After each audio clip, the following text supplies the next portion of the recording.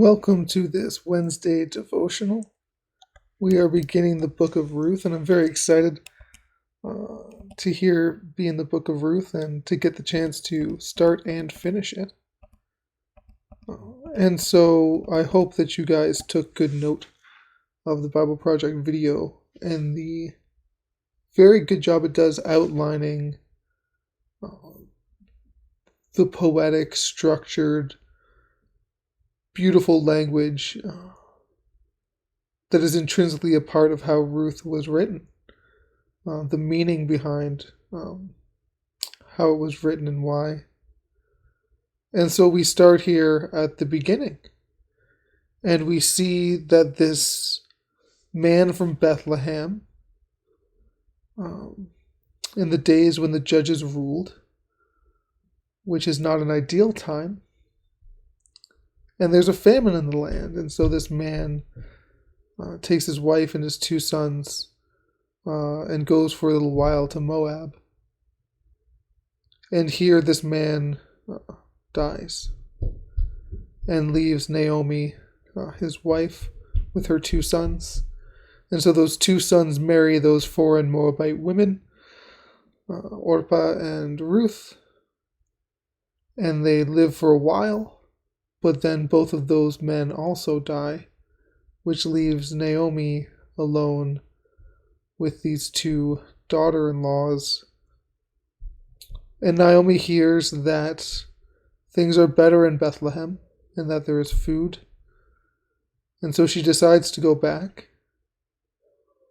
And for what seems like very pragmatic reasons, she insists that her daughters aren't taken down with her, that there's nothing that she can offer them, that there's nothing waiting for them in Bethlehem, but that if they stay and find new husbands, that she could bless them and that they could have a good life still.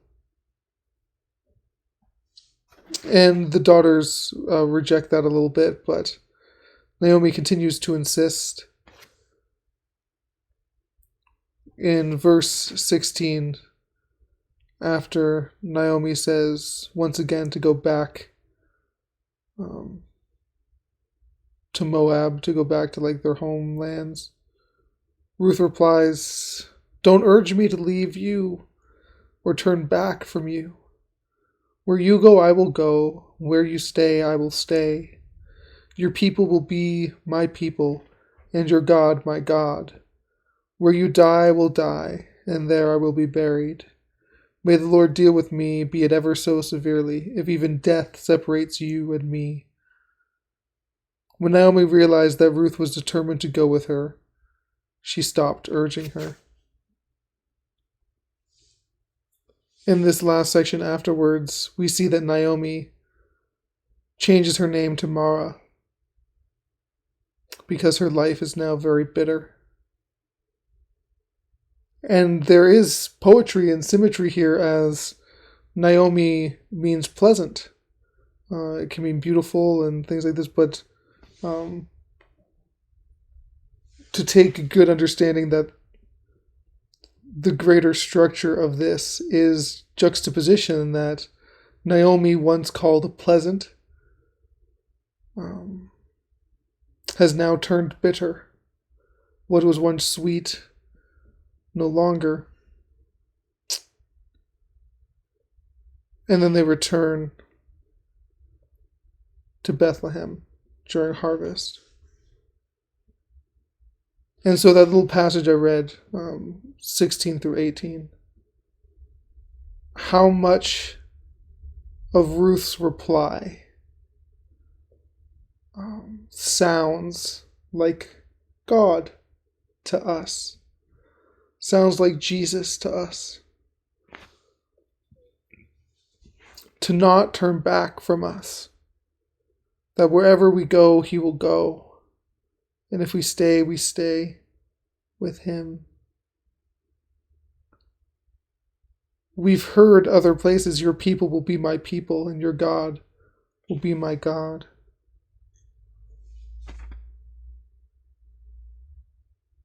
Nothing would stop or separate, not even death, from you and me. And this is how Ruth opens. juxtaposing the book of Judges that we just read,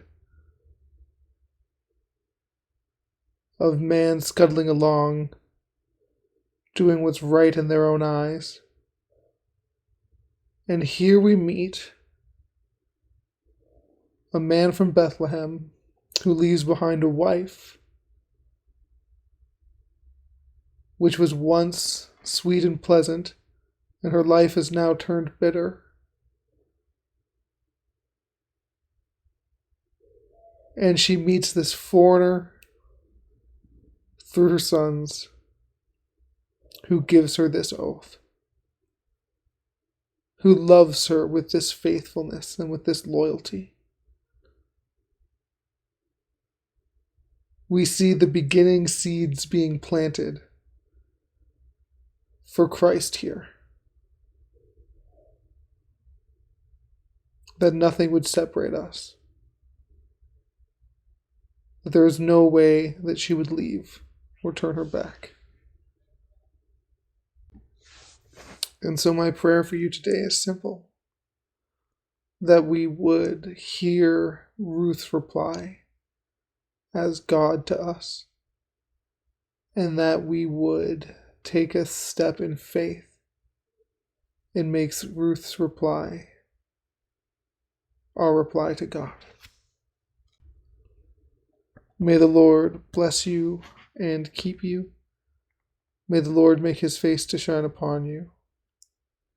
May the Lord be gracious to you. And today would you know his peace.